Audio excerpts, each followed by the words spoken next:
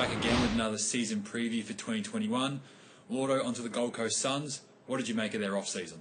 The off-season, they haven't done too much in regards to trades and all those sorts of things, but what they do is they continue to bring in top-end talent into their football club, and I was really surprised to see Elijah Hollins get through to the Gold Coast Suns at their selection. And I just wrote some names down, now Anderson, Noah Anderson, Ben King, Sam Day, Ainsworth, Jack Bowes, Jack Lukosius, Isaac Rankin, Matty Rowell. The list goes on and on.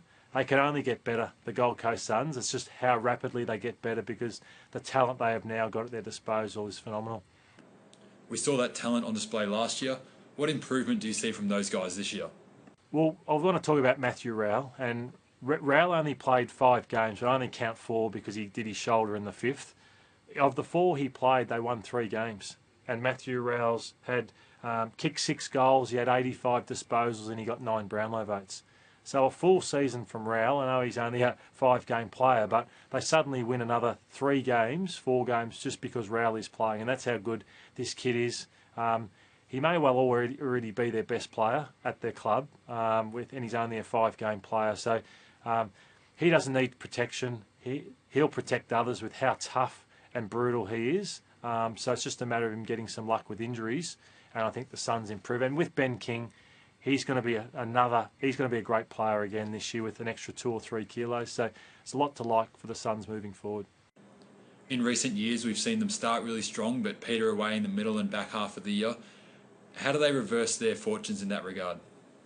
Yeah, it's a good point on that they do it time and time again. But one thing about their percentage, their percentage was 60% in 2019. It was 90% in 2020. So it just shows, even though they didn't get the wins, they had a much better year and they're much more competitive despite not getting the wins.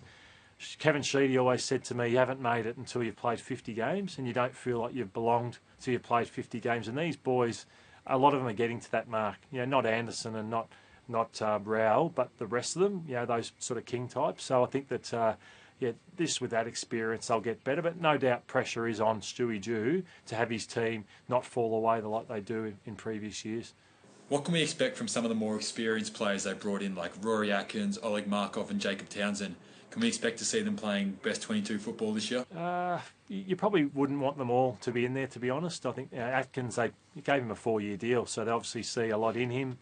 Probably more so than I would have thought with Atkins. But I have written down, Took Miller has become a good player for them. Hugh Greenwood I thought was fantastic for them last year. And then you've got Swallow, Weller, Howbrow, Brandon Ellis and Collins who won their best and fairest. So there's enough there, but it's probably hurts them. When you put those names up against the cream of the cake at Geelong or Richmond, it's a long, long way off. And that's where probably they fall short, their mature players compared to the rest of the competition. Well, you've read out the bevy of young players they've got there, but who do you see as the big improver this year at the Suns? My big improver is Will Brodie. He's a player that we haven't seen for years. He's a top 10 draft pick, and he just hasn't been able to get a game. He's been on the trade table a lot, but I'm being told, he sort of know a lot of young Gold Coast players, and they are saying Will Brodie's finally arrived, and he's going to consolidate in the team. I think Ainsworth can be a star in that regard as well. Who's the pressure on?